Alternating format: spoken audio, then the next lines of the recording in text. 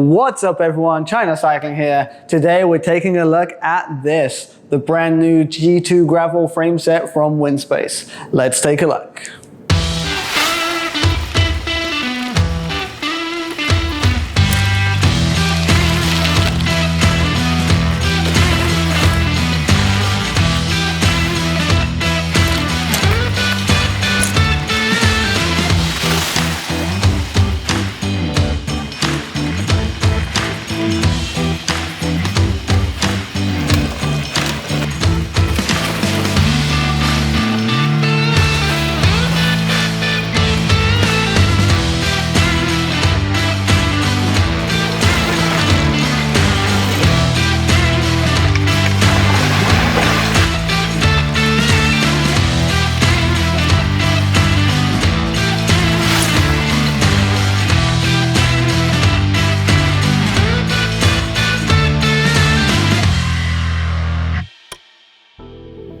So just before we start, I do want to put it out there, full disclaimer, I am an employee of WINSPACE, so of course I am biased. I've been working on this bike with the team for the past 2+ years.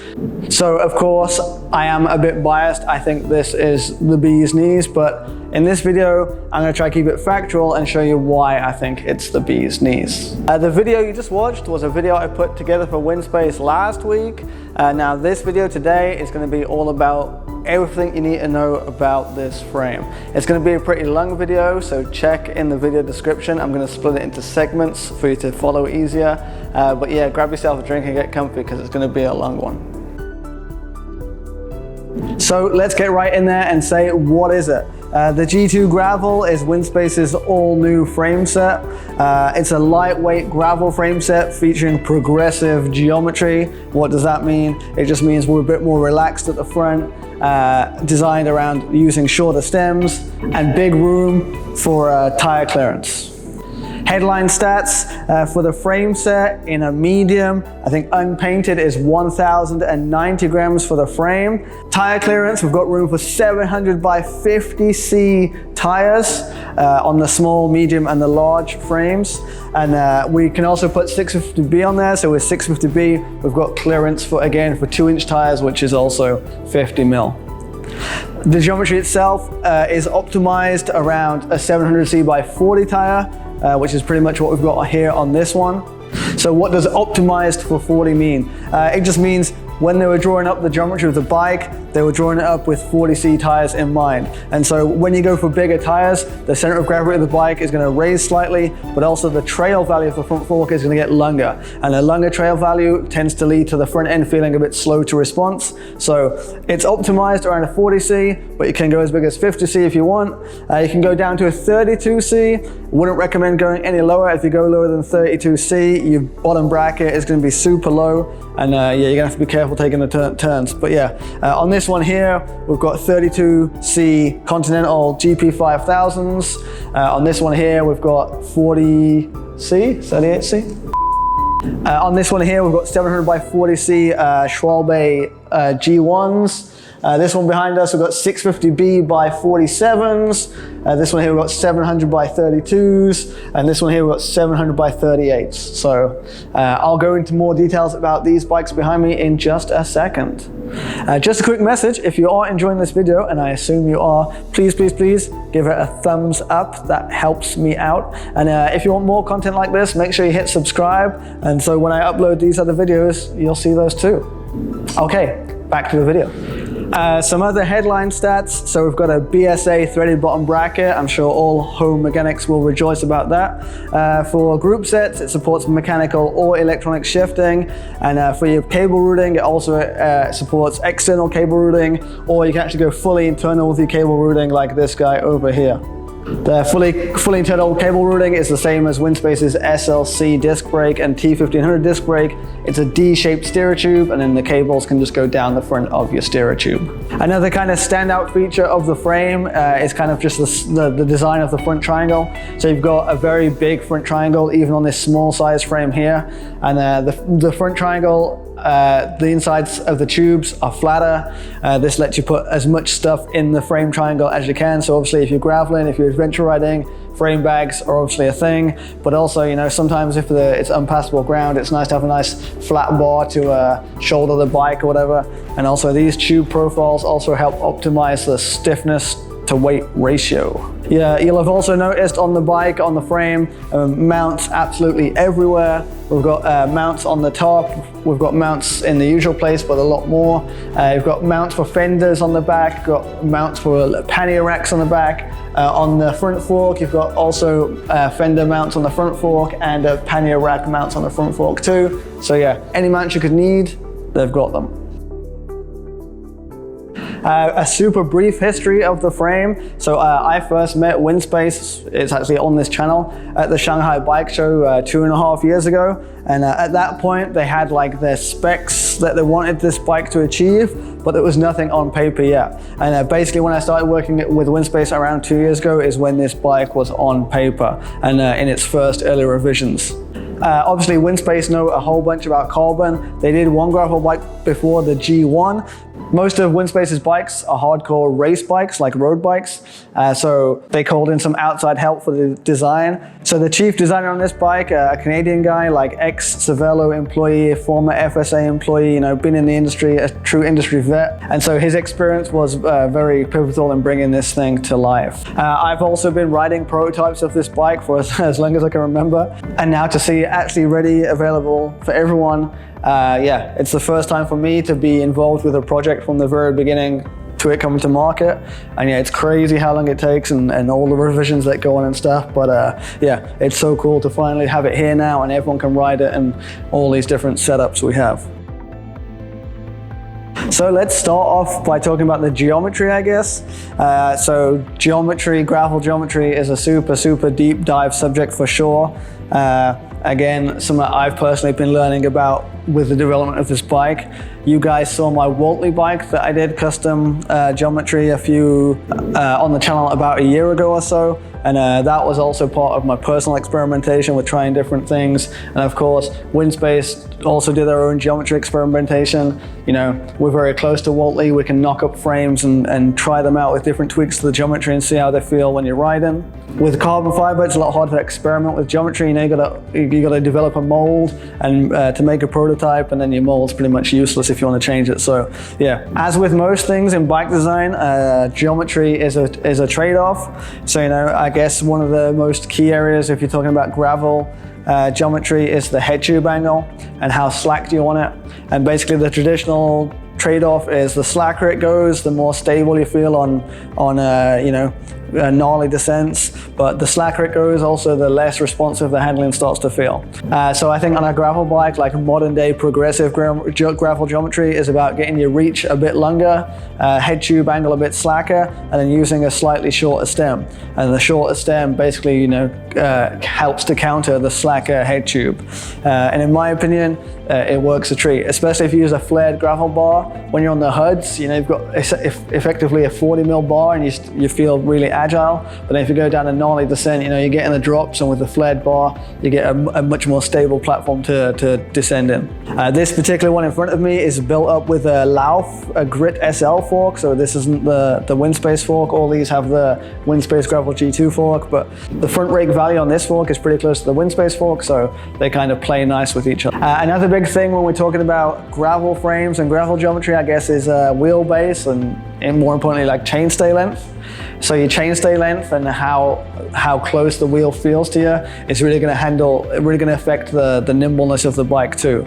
Lots of brands, lots of frames, they'll try to cut corners and share a rear mold for the frame. So the chainstays and the seat stays for all sizes will be the same mold. On the G2, for every single size, there's a different mold for the rear triangle. If I'm not mistaken, all the way from the extra small to the large, every single one has slightly different length of chainstays. And again, that's just about balancing the overall geometry of the bike and making sure every bike in the range gives you the same handling regardless of how tall you are. I know lots of brands, maybe they just develop the Goldilocks size, the medium size, and then they kind of like round down a few numbers for the small and up a few numbers for the large.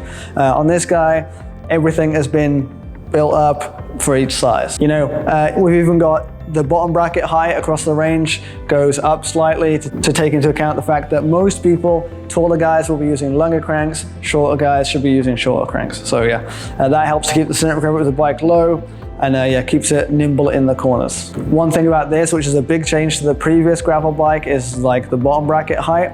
The bottom bracket height on this is a lot lower than traditional gravel bikes, let's say, and that really helps it feel nimble.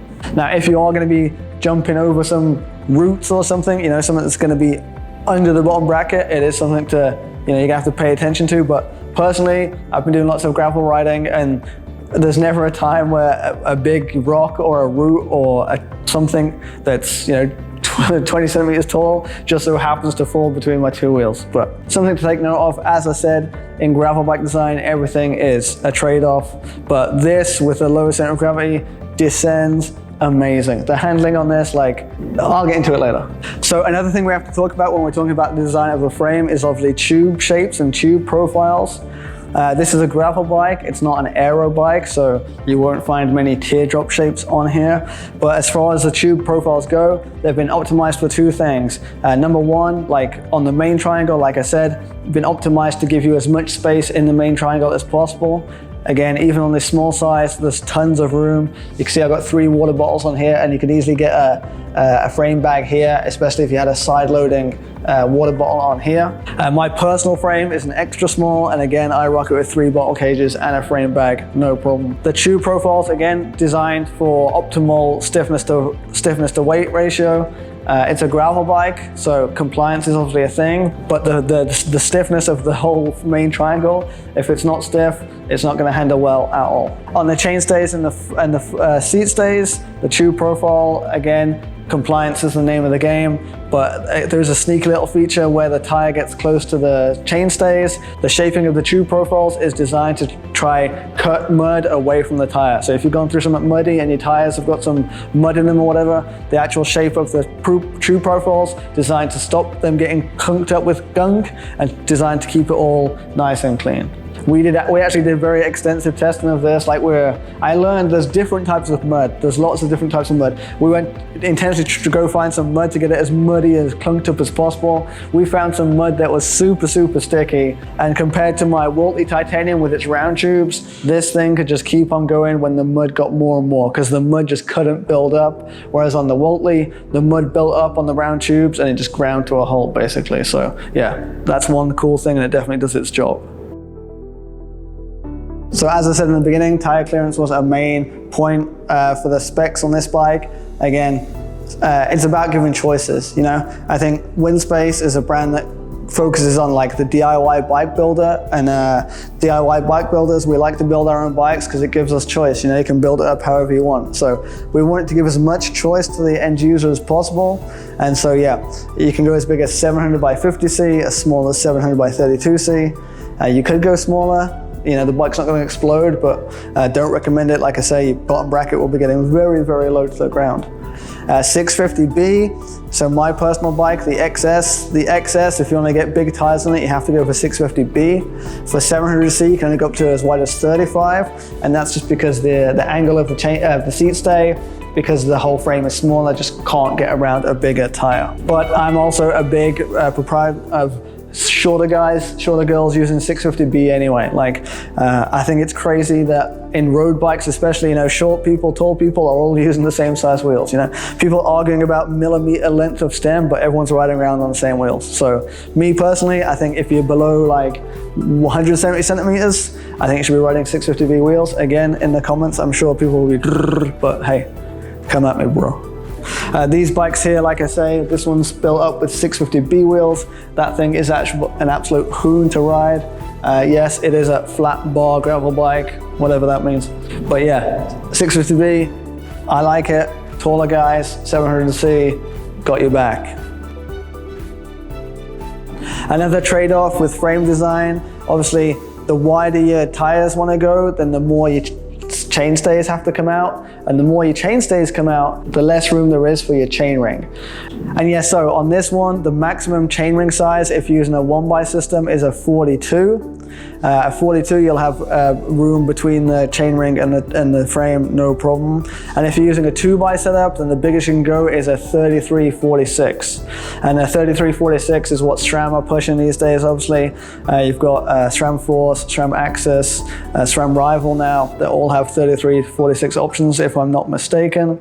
FSA also have their subcompact range. They work fine. On this one here, we actually have a 3646 and it's working fine. So what happens if you go bigger with your chainring? So you can actually go quite big before the chainring actually starts to hit the frame. But what will happen before then is if your chainring gets too big, let's say you put a 46 single tooth on there, it might not touch the frame. But if you do get a chain drop, that chain's going to get wedged between the chainring and the frame, and you're going to have a bad day. So yeah, officially, I've just told you what the clearances are. Unofficially, do it at your own risk. This one down here has a 5034 on it, which is way over what's supported officially, but again, as long as you don't drop the chain, it rides fine. But again, I have to say, officially, not recommended. One other neat thing that they did, the front derailleur hanger is actually a little bit lower than a standard front derailleur hanger, and that's so that if you are using subcompact chain rings, your front mech will be able to get to the right height, no problem. And there's no way you can use a 5339 anyway, so there's no need for the front derailleur hanger to be that high. Front derailleur hanger is removable, so if you are running 1x, you can save yourself, I don't know, 10 grams or whatever it is. In terms of disc rotors, so out of the box, it's set up for 140 front and rear. Obviously, it depends on which brakes you're going to be using, but yeah, so on most of these bikes here, we have a combination of 140 and 160 rotors. In terms of compatibility, cable routing, yeah, so cable routing, you can go either fully internal or half internal. So on some of these here, we've got a mix of everything. Like, we built up these bikes just to show you guys different ways to build them up. We've got a mix of internal and external cable routing. This one for here, for example, because using the Lauf front fork, you can't set it up fully internal. So your hydraulic cables come outside to here, but then inside the frame all the way to the back brake. Because it's using ETAP, you don't need any shift cables, so we've got blanking plates just to blank that off there. Again, fully internal officially is only supporting electronic group sets. So the front of the steerer tube can easily fit 2 brake hoses and a Di2 cable or an EPS cable or what have you. Obviously, if you're using ETAP, you don't have any cables. Unofficially, again, you guys, your bike, do with it what you want. This guy over here is actually mechanical shifting and it's fully internal. So we have 2 brake hoses and 2 shift cables, 4 cables in total, all squeezed in the front of the steerer tube. Again, officially not supported, but hey, your bike, do what you want with it. The guy who built this bike, Tommy, he didn't have a very fun time setting it up. So if you are going to try this, like, make sure you have an afternoon free and either some good friends or some good beers. And one of the reasons we don't recommend it is, number one, just because it's a lot of cable to put in a small hole.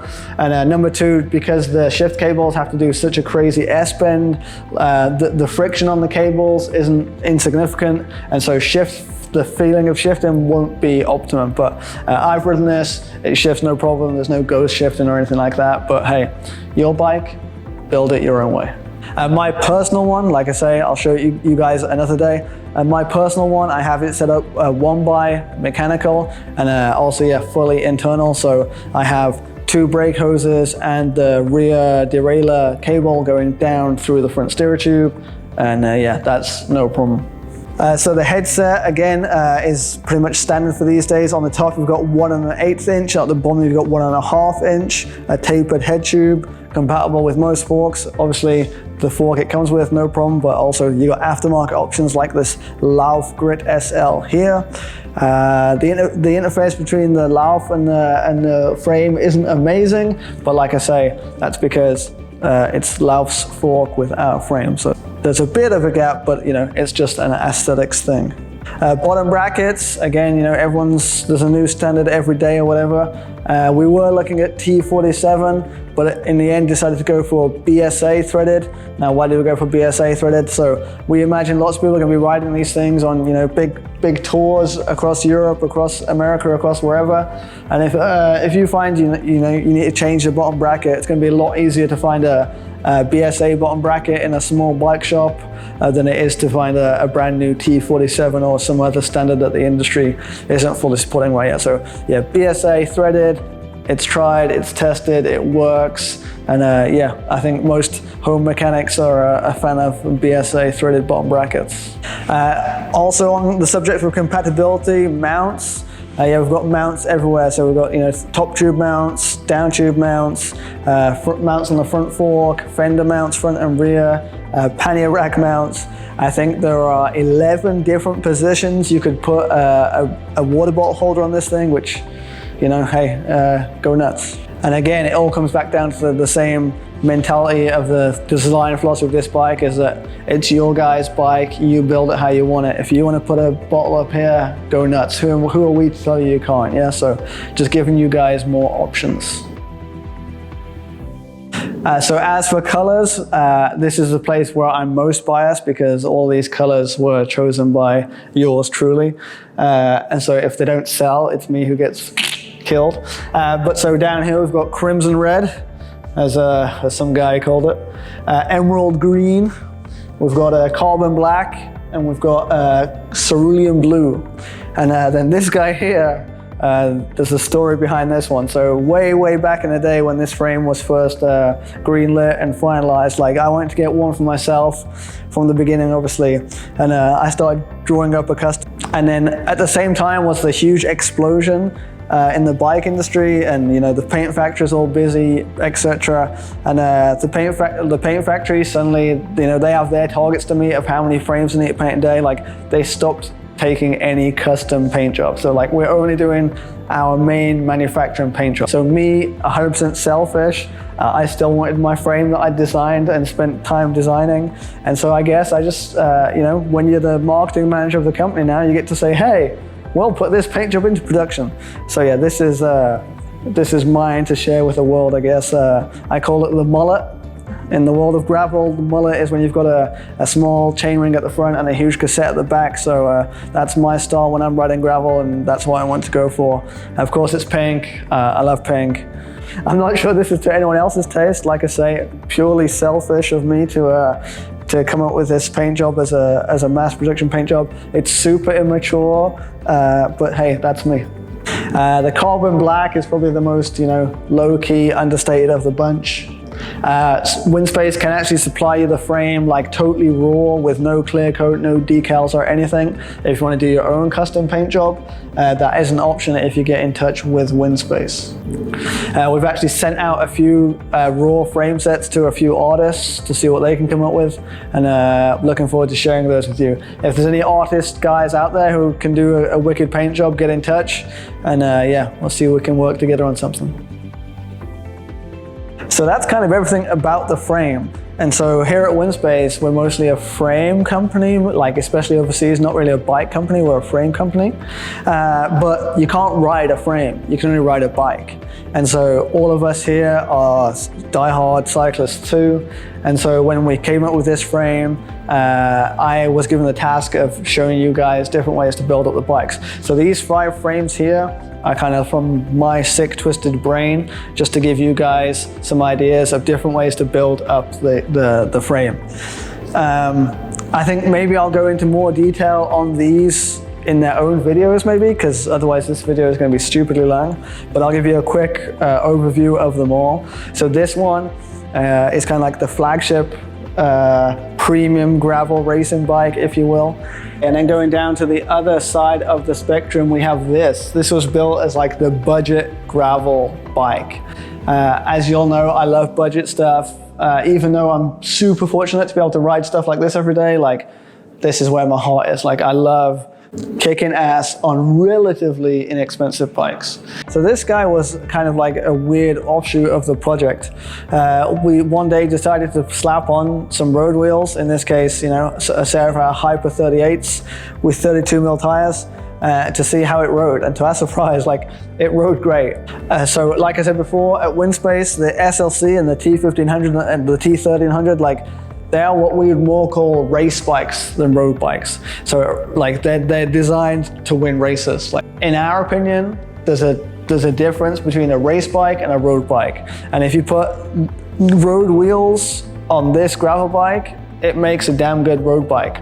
So headline stats, I think for this build here, we're in at 7.6 kilos. It's the same weight as any hydraulic disc brake road bike in the world tour. And yet, you know, at any time you can just put some different wheels on it and go gravel riding. This guy down here, this is set up as like a touring bike, a randonneur bike. Maybe it's a bit too much luggage, but you know, it's just to show you what you could do, you know. Flat bar gravel bike, I think, is what people would refer to it as. And I think flat bar gravel bike is just an old mountain bike from the 80s or 90s. Like, you know, I think some brands, they want to tell you, we've reinvented the gravel bike as a flat bar gravel bike. Like, no, we don't sell full bikes. So this is just showing you what you can do with your frame if you want to. Like I said, the main thing for this frame was you guys build it how you want to build it. If you want to make a flat bar gravel bike, go for it. But to be fair, this bike is so much fun. Like, I love drop bar bikes, don't get me wrong. Like, I'm not a mountain biker by any stretch of the imagination, but the simplicity of this bike just brings back like when you were a kid and you used to get a bike and just hoon it with no sense of self-preservation. This bike brings back those memories. I will say this blue, I think, does look good. If I didn't have the pink, I'd probably go for the blue. But again, personal opinion. And that was it. That is all you should need to know about the G2 gravel frame set from WINSPACE. If you have any other questions that I didn't answer, either ask in the comments below or head over to the WINSPACE website. Ask the guys there, they should be able to help you out. Like I say, I don't have my personal bike here, it's just off camera there. I'll show you that another day because I think that's the best G2 in the world, obviously. I'll give you a clue, it has huge like 50mm mountain bike tires on it and only weighs like 7.4 kilos or something. The thing is crazy. I'll show you that in another video. In another video, maybe I'll go into more details on these frames here. Let me know which one you want to know more about. If you've made it to the end of the video, then I can tell you that there is a discount code, China Cycling 10. If you go over to the WINSPACE website and use that, you get 10% off the frame. So from $1,280 to whatever $1,280 minus 10% is, I don't know. These days I've been making lots of content about these bikes for WINSPACE. I'm always on the edge of sharing it with you guys or not putting it here. Like, I never want this channel just to become like the WINSPACE channel, but I genuinely think it's interesting, and if you guys think it's interesting too, let me know and I'll share it with you. So yeah, once again, if you've enjoyed this video, please give it a thumbs up, help it grow up on YouTube. And I'm gonna go hoon one of these bikes out on a gravel trail somewhere. So as always, China Cycling out.